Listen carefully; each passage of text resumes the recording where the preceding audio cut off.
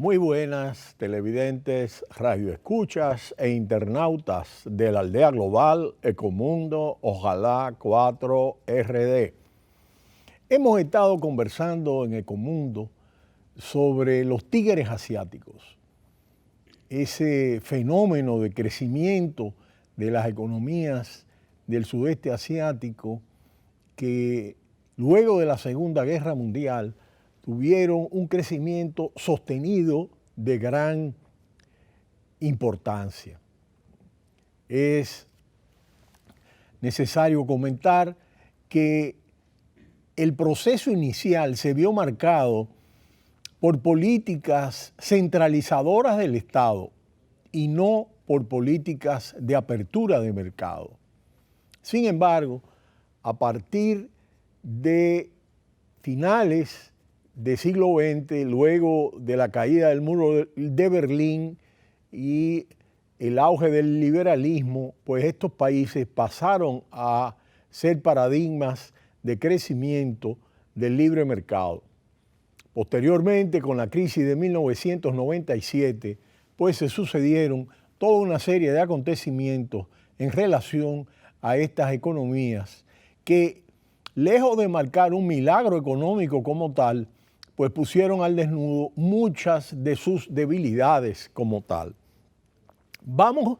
hoy día a presentar algunos de los aspectos que caracterizan la crisis de los tigres asiáticos en el contexto de la globalización. Y es que el desarrollo económico de Asia Oriental en el último tercio del siglo XX ha sido definido como un milagro o un modelo a seguir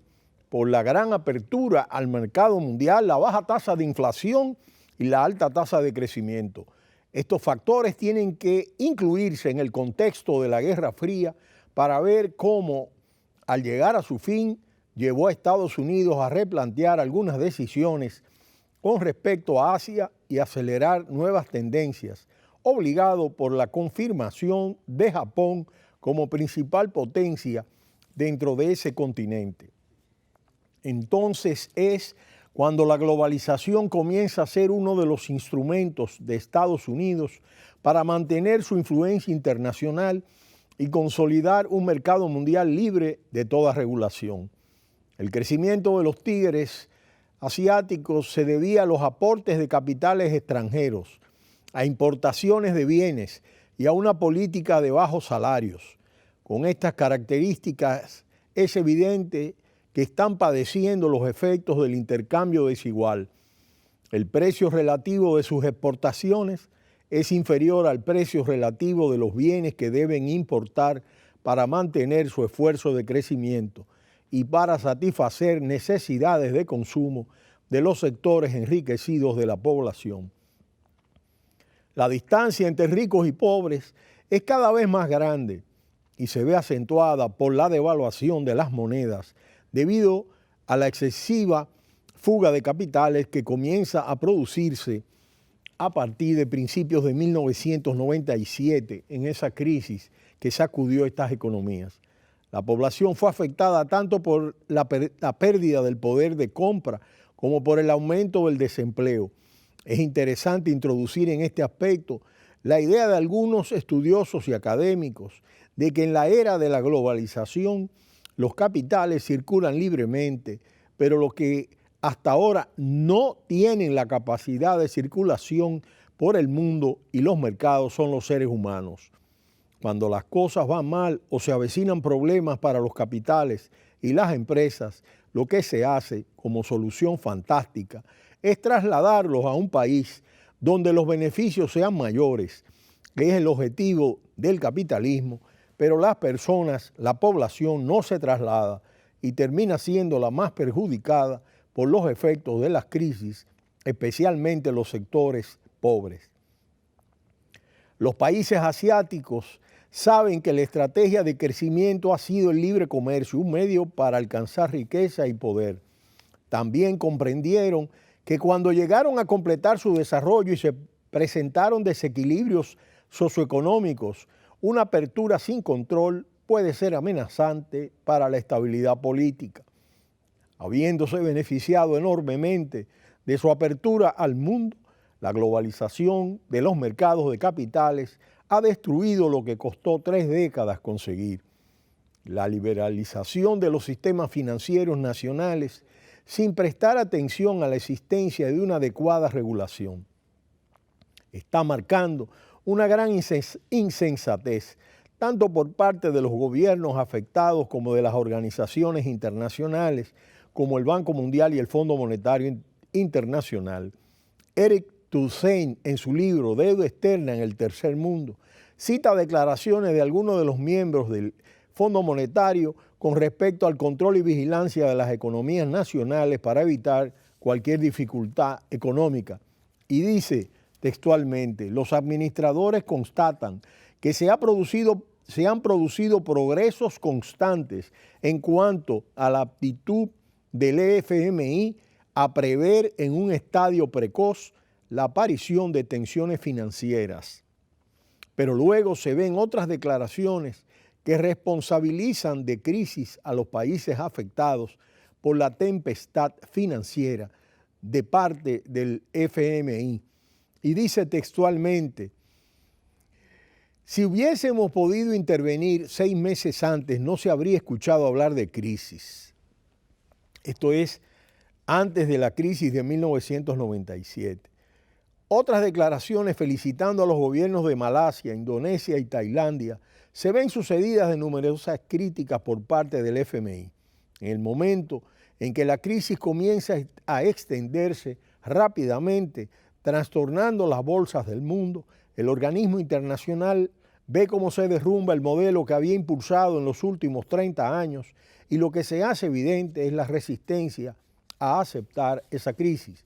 En este sentido, algunos analistas plantean la necesidad de construir el orden económico internacional sobre nuevas bases. Plantean la necesidad de gobernar la globalización, gestionar la interdependencia económica para evitar, por una irrestricta circulación del capital, la reacción contra unos principios que durante medio siglo han sido fuente de estabilidad y prosperidad. La complejidad de la realidad internacional y las limitaciones de los estados exigen entender de una vez que la política no puede ser una simple forma de determinismo económico que desconoce diferencias entre naciones, culturas y niveles de desarrollo. Ante el crecimiento y éxito económico, los países asiáticos no ven la crisis de fondo de la política que reside en la inadecuación de los estados para afrontar problemas concernientes a lo económico y social. La evolución política de los tigres asiáticos se halla frenada por la incapacidad de las autoridades para poner disciplina. Además, se ha generado desconfianza por parte de los ciudadanos que ven sus ganancias materiales subsumidas al azar. Las sociedades asiáticas comenzarán a exigir un examen detallado del reparto social, de los costes y beneficios de las políticas seguidas.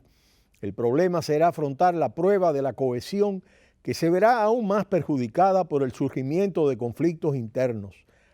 aumento de la pobreza y destrucción de la clase media, ocultos hasta ahora por la excesiva ambición de crecimiento económico y poder nacional.